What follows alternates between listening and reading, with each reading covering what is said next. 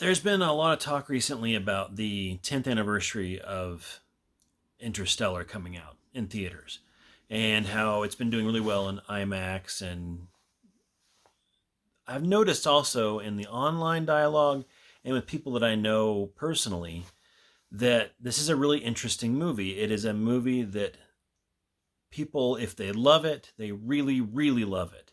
I've heard more than one person say it's their absolute favorite movie of all time. And my history with it has been positive, but not anywhere close to that positive. I went and saw it not in an IMAX because where I was living, there's nothing even close to an IMAX.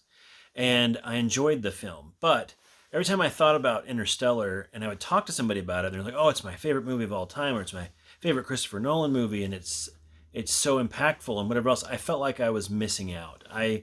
I appreciated and admired the technical aspects of it and did not connect with the emotional aspects of it.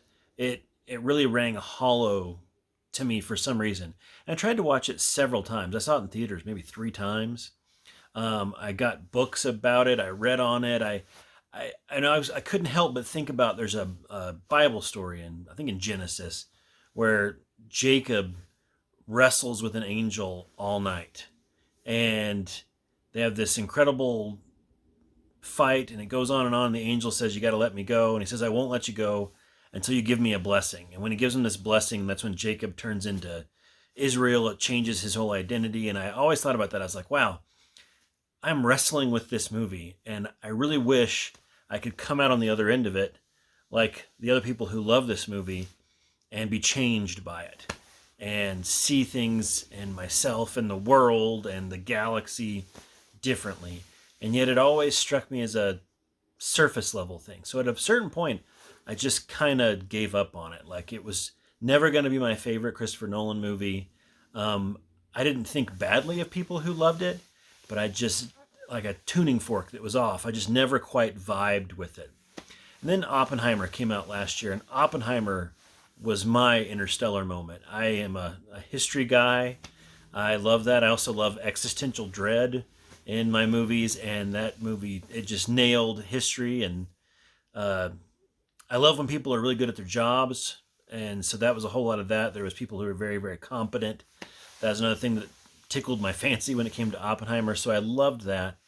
And then as people were talking about this re-release, I thought, I have not sat down and watched Interstellar in many a year. I mean, it literally had been years since I'd watched it. And in the meantime, I had bought the 4K disc of it. I was trying to do my whole Christopher Nolan collection of all the best versions of everything. And so we finally, me and my family, sat down and watched the movie on 4K. And I'm not sure that I've had that Jacob to Israel moment. I still don't think it's changed my life, but it went down much smoother this time when we watched it.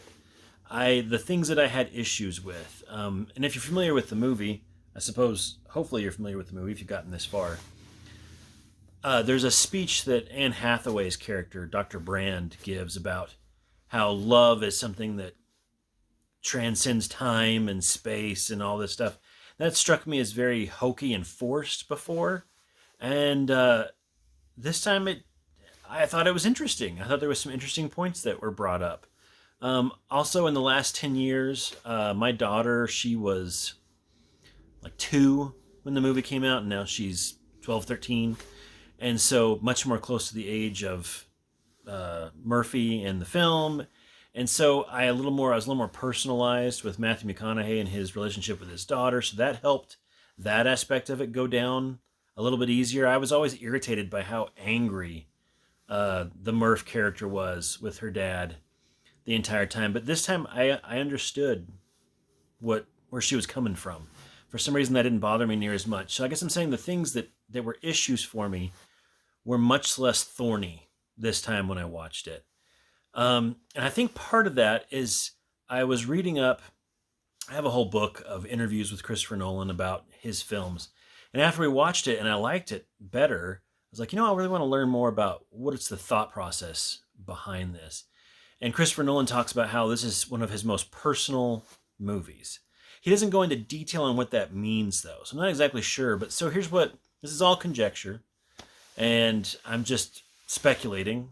But this is what came across to me in the film. It was really interesting that in the world of the movie, where crops are failing and they're part of I think they call it a caretaker generation, and Coop, Matthew McConaughey's character, who is a pilot, really wants to go and explore, and he laments that mankind has forgotten that our destiny is among the stars and to explore new worlds. And it feels like the world has gotten more and more, like he's saying, like we don't explore things. We do look inward more and more. The fact that the teacher at the time, the curriculum, even denies the moon landing. I remember at the time thinking, I was like, oh, that's silly. Nobody really thinks that. And then now I'm not so sure what people think anymore. I think a lot of people really do believe we didn't go to the moon and things like that. And so the problem of this world that he's portraying, I started to see mirrored more and more in my reality and the things around me, and it was troublesome. Because I also agree that I love the idea of the space race and going to Mars and whatever else. And I know there's the argument that that's not very practical, but I don't care. We learn all kinds of things and grow and develop technologies, and it's just what we do. We're explorers. And so I was totally in line with Coop this time. I think last time I didn't see the urgency of the message, and now I do see the urgency more, and the ways that it feels like the world has gone in the last 10 years. I know that Gene Roddenberry always hated the idea that aliens helped us build the pyramids because he believed that people were capable of amazing things and didn't need help from external sources. I love that. I think that's a great way to look at it. I share that view with Gene Roddenberry, that people, when we get together, when we can put aside differences, we can do amazing things. And it really felt like Christopher Nolan was trying to put that message out into the world, that we are explorers, that we can do amazing things as a species, and we just need people to lead us there. We just need inspiration and vision. And it feels like Interstellar is his very personal message to the world that, look, these things are important. And even more personally, they're really important for the future of our world. And that future is represented by our children, by our family, and how they continue. And and this again, who knows if this is true or not, but Interstellar felt like Christopher Nolan's, he's going out into the world to share his vision of what the world and what the human race should be.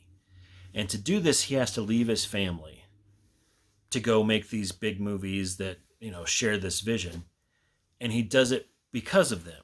And he's very torn about this, the Cooper character. And to be fair, again, in this Christopher Nolan interview book, he talks about that concept. He hints at it at least a little bit, that he feels like making movies is what he was born to do. And yet it does take him away from his family on occasion. Coop talks about this in the movie. There's a whole discussion between him and the grandpa, John Lithgow's character, about how even if you're doing the quote-unquote right thing, the reasons you're doing it are important still. And the movie doesn't have I don't think a complete black and white answer for if Coop's doing the right things for the right reasons. I think the movie believes he's doing the right things because he's saving the world and his family, and of course that's the right thing. But there is some gray and some tension in that Cooper character that I feel like maybe the reason it's so personal to Christopher Nolan is he feels like reminding the human race of who we are and of our higher aspirations is important enough that he makes some sacrifices with his own family and with his own children. And that if things go well, the best case scenario is he ends up being able to not only change the world and save the world and lift people's eyes, but he also can communicate to his children that he did it for them, and it was an expression of love for them specifically, as well as for all of humanity in general. And that made the movie, especially the ending sections of the movie, work really well for me. In the book, and I've got it back here, It's the Nolan Variations by Tom Schoen. And I really, if you're interested in Christopher Nolan at all, it's a great book. But he talks about the Tesseract at the end. The Tesseract is when Cooper falls into the black hole and he goes into that fifth dimensional space or whatever, where it's all Cooper Murphy's bedroom over and over again. And Tom Schoen talks about this as like the ultimate sci-fi expression of parental guilt.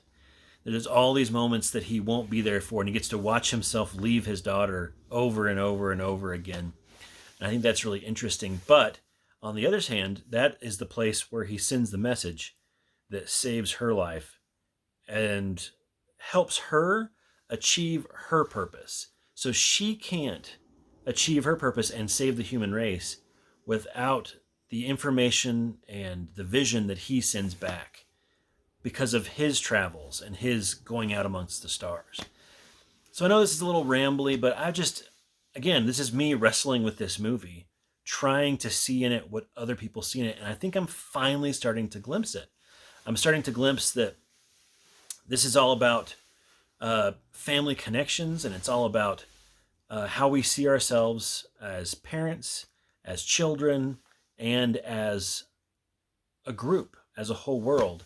And what should we be doing with our time, and how ambitious should we be?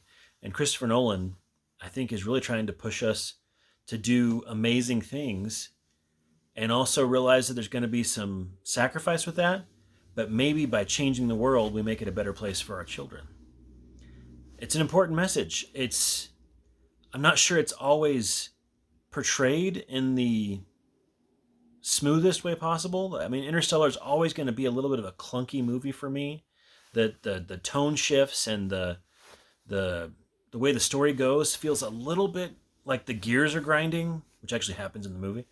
And yet it doesn't feel like it matters as much when I watch it now, because I'm starting to connect with it on an emotional level. I worry about what the world will be like for my daughter when she grows up. I worry about us in general losing our awe and our ambition and all the things that, we had in spades, it felt like, during the space race in the 60s. And I think it's personal, but also it feels like Christopher Nolan is doing something worthwhile with the movie. And I'm really glad now that it connects with so many people, because it feels like the message is getting through. So maybe in a world, and it feels like all of us, myself included, can get really pessimistic, this is a very optimistic movie in the face of great odds. And I think optimistic to the point of almost being dorky. And the fact that he's willing to just put that out there unashamedly I really admire it. Especially from a filmmaker who has dabbled in dark stuff and has been very cool in the past. This feels open and honest and a little vulnerable and scary. And I think people really are responding to that. And again, it's interesting that this whole discussion I've been having about the movie, the whole wrestle I've had, has not been any of those technical things that were used to sell it at the beginning. I love the technical stuff. I love the model work. One of the best scenes that Christopher Nolan's ever done is when the spaceship starts to spin and they have to do that docking maneuver. That's incredibly exciting stuff and done perfectly from a practical point of view. And yet that's not what sticks with me now. That is what stuck with me before, and it didn't stay with me because it's not the deeper, more thoughtful elements. Now, when I watch Interstellar, I see the influence of like Tarkovsky. It feels there's some Stalker in there, which is a Tarkovsky movie, if you don't know what I'm talking about, and some Solaris. The corn at the beginning with the dust feels like the plants that are in the water at the beginning of Solaris. The only difference is Tarkovsky will hold on a shot for an interminable amount of time, and Christopher Nolan cannot hold on a shot for more than 3 seconds. It's just, he can't do it. And so I've just stopped dinging him for that because it's just not his nature, and that's fine. We can't expect him to do things that aren't in his nature. But there's so many interesting visuals in Christopher Nolan's movies. I just wish they hung around for a little bit longer sometimes. I don't think this movie is a really bad example of that. I think this movie is a good example of him holding a little bit longer than he has. I think Dark Knight Rises is the worst example. There are so many interesting shots in that movie, and he doesn't hold on him for more than a second. I'm like, come on, man. I don't want to pause this thing. I want to watch it. But Interstellar, it feels like he finally did gear down a little bit. And he's not afraid to hold on to an image. And some of the images are just phenomenal. Um, anyway, so I don't think I'm done with this movie. I think now I'm just starting to crack it. It feels like there's a moment at the end of The Perfect Storm, that George Clooney movie, where they're fighting the storm, and for just a second, the sky parts and there's sun. And then it goes away and the storm comes back. And that's how I feel with my last viewing of Interstellar. Is I got a glimpse of what people are talking about. I got a glimpse of the life-changing, world-shaking movie that this is for a lot of people. And it really whet my appetite. So I'm going back. I'm reading up on it again. I'm for sure going to watch it again. But I think this is a great time to revisit it. I don't have a theater that's IMAX anywhere within hundreds of miles of me, so I won't be watching it in the theater. But that's okay. The 4K disc is phenomenal, of course. Anyway, I'd love to hear people's thoughts on this. If you don't like it, it doesn't work for you, I completely get that, because it's been that way for me for years. If you absolutely love it, I'm not entirely in your camp yet either, but I feel like I'm getting there. But I understand everybody's point of view, and I'm just happy that this movie has started to turn for me and that it appeals to so many people. Anyway, yeah, I'd love to hear your thoughts, and I'll catch you next time.